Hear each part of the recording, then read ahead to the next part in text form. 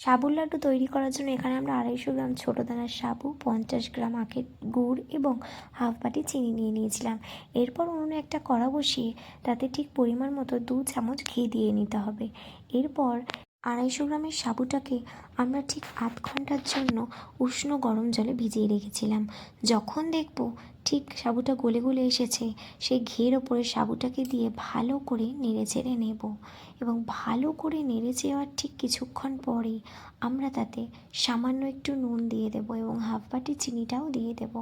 দিয়ে ভালো করে নেড়ে চেড়ে নিতে হবে এবং এখানে আমাদের মনে রাখতে হবে যারা যেরকম চিনি খান তারা সেরকম চিনি ব্যবহার করতে পারেন। এরপর তাতে সামান্য একটু এলাচ গুঁড়ো ও সেই 50 গ্রাম আখের গুড়টা দিয়ে ভালো করে নেড়ে চেড়ে নিতে হবে এবং অনবরত নাড়তে হবে, কারণ কড়াতে যাতে লেগে না যায়।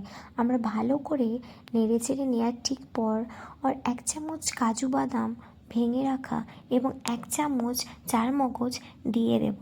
দিয়ে ভালো করে নেড়ে চেড়ে নেব। মিশ্রণটি ঠিক যখন এইভাবে তৈরি হয়ে যাবে তখন আমাদের বুঝে নিতে হবে আমাদের পাক পুরোপুরি রেডি এবং সেটিকে একটি প্লেটে ঢেলে নিয়ে কিছুক্ষণ ঠান্ডা করতে দেবো। এরপর একটি বাটিতে ঠান্ডা জল নিতে হবে এবং হাতে একটু জল লাগিয়ে লাড্ডুর আকারে গড়ে নিলেই তৈরি সাবুর লাড্ডু। বাড়িতে একবার আপনারাও বানিয়ে দেখুন।